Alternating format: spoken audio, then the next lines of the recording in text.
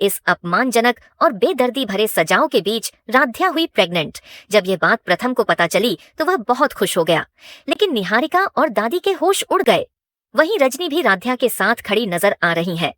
अगर आप भी राध्या का साथ देना चाहते हैं तो राध्या के लिए इस वीडियो को सिर्फ एक लाइक करके चैनल को भी सब्सक्राइब कर लीजिए और नीचे कमेंट बॉक्स में आई सपोर्ट राध्या जरूर लिखें। मित्तल हवेली उस दिन भी उतनी ही भव्य थी, लेकिन उसके भीतर की हवा में एक अजीब सी सख्ती घुली हुई थी। आंगन के बीचों बीच कांटों वाला मैट बिछा हुआ था, मानो किसी इंसान की नहीं, उसकी हिम्मत की परीक्षा लेने के लिए रखा गया हो। राध्या उसे देख रही थी। उसके चेहरे पर डर साफ था, लेकिन उसे कहीं ज्यादा चिंता थी। वह बार बार अपने पेट पर हाथ रख लेती, जैसे अनजाने में ही किसी को संभाल रही हो। उसकी आंखें नम थीं, पर वह कुछ कह नहीं रही थी। दादी कुर्सी पर बैठी थीं, छड़ी हाथ में पकड़े। उनकी आंखों में वही पुरानी कठोरता थी। उन्होंने आदेश दिया कि राध्या को आज यह साबित करना होगा कि वह इस घर में रहने लायक है या नहीं। घर के बाकी लोग चुप थे। रजनी का दिल बैठा जा रहा था। उसे राध्या की हालत ठीक नहीं लग रही थी, लेकिन वह सच नहीं जानती थी।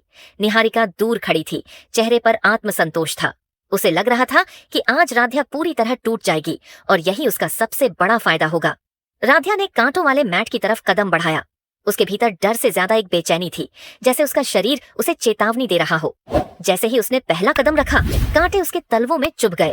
दर्द तीखा था, लेकिन उसने दांत भींच लिए। दूसरा कदम रखते ही उसका शरीर लड़खड़ा गया। अचानक उसके चेहरे का रंग उड़ गया। उसे चक्कर सा आने लगा। उसके माथे पर पसीना आ गया। दादी की आवाज गूंजी कि रुकना नहीं है। राध्या ने तीसरा कदम बढ़ाने की कोशिश की, लेकिन तभी उसके पैरों से खून बहने लगा और उसी पल उसके पेट में तेज दर्द उठा। यह दर्द अलग था, डराने वाला था। राध्या की सांसें तेज हो गईं। उसने पेट पकड़ लिया और वहीं घुटनों के बल झुक गई। यह देखकर भी दादी का दिल नहीं पसीजा। उन्होंने ताना मारा कि नाटक मत करो, लेकिन उसी पल सीढ़ियों से उतरते हुए प्रथम की नजर इस दृश्य पर पड़ जाती है। वह राध्या को खून से सने पैरों के साथ झुका हुआ देखता है और उसके हाथ उसके पेट पर होते हैं। उसके दिल की धड़कन एक पल के लिए रुक जाती है। उसे कुछ गड़बड़ लगती है। वह दौड़ता हुआ आगे आता है। उसका गुस्सा इस बार सिर्फ खून देखकर नहीं, बल्कि राध्या की हालत देखकर फूट पड़ता है। प्रथम राध्या के पास पहुंचकर उसे थाम लेता है। राध्या कांप रही होती है।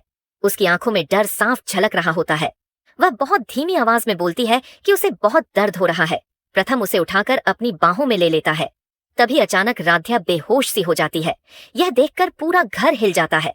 रजनी चीख पड़ती है। निहारिका का चेहरा पीला पड़ जाता है। दादी पहली बार असहज होती है। प्रथम बिना एक पल गंवाए ड्राइवर को बुलाता है और राध्या को अस्पताल ले जाता है।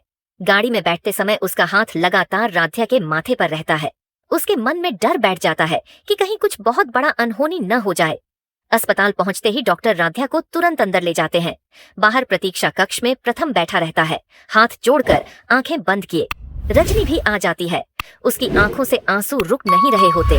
कुछ देर बाद डॉक्टर बाहर आते हैं। उनके चेहरे पर गंभीरता होती है। प्रथम घबराकर उठ खड़ा होता है। डॉक्टर बताते हैं कि राध्या प्रेग्नेंट है और वह भी शुरुआती महीनों में। यह सुनते ही प्रथम के पैरों तले जमीन खिसक जाती है। उसकी आंखें भर आती हैं।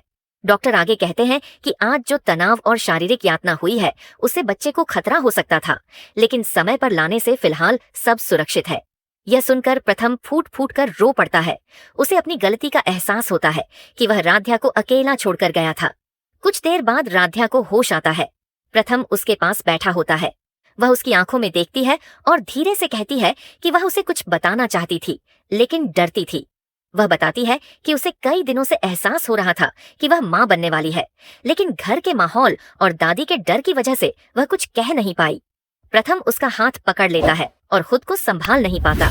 वह कहता है कि अब वह उसे और उनके बच्चे को किसी भी हाल में कोई नुकसान नहीं होने देगा। जब यह खबर मित्तल हवेली पहुंचती है तो दादी के पैरों तले जमीन खिसक जाती है। उन्हें एहसास होता है कि उन्होंने सिर्फ राध्या को नहीं, बल्कि अपने वंश को भी खतरे में डाल दिया था। निहारिका सन्न रह जाती है। उसकी सारी योजनाएं एक पल में बिखरने लगती हैं।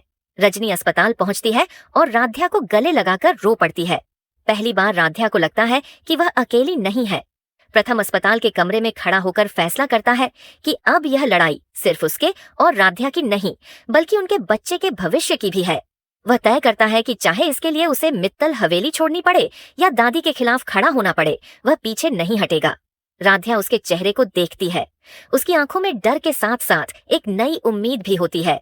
वह जानती है कि आने वाला रास्ता आसान नहीं होगा, लेकिन अब उसके पास सहने की वजह नहीं बल्कि लड़ने की ताकत थी। मित्तल हवेली में दादी अकेली बैठी रहती है। कांटों वाला मैट अब भी वहीं पड़ा होता है, लेकिन उसे देखकर पहली बार उनके चेहरे पर डर दिखाई देता है।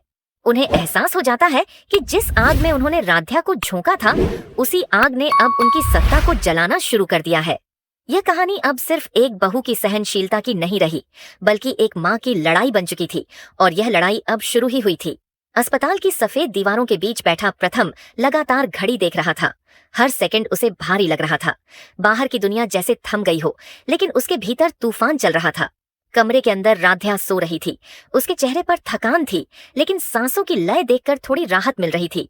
डॉक्टरों ने साफ कह दिया था कि आने वाले कुछ हफ्ते बेहद नाजुक होंगे। जरा सा भी तनाव, जरा सी भी चोट माँ और बच्चे दोनों के लिए खतरा बन सकती है। यह सुनकर प्रथम का दिल दहल गया था। उसे बार बार वही दृश्य याद आ रहा था जब राध्या कांटों वाले मैट पर खड़ी थी और वह वहां नहीं था। हर याद उसके सीने में सुई की तरह चुभ रही थी। रजनी चुपचाप एक कुर्सी पर बैठी थी। उसके हाथ में माला थी, होंठ हिल रहे थे, जैसे वह हर सांस के साथ किसी अनदेखी ताकत से दुआ मांग रही हो। वह बार बार राध्या की ओर देखती और फिर प्रथम की ओर। उसके भीतर अपराध बोध था कि वह माँ होकर भी अपनी बहू को उस दिन बचा नहीं पाई। उसे एहसास हो रहा था कि आज अगर राध्या और उसका बच्चा सुरक्षित है, तो यह सिर्फ ऊपर वाले की कृपा है।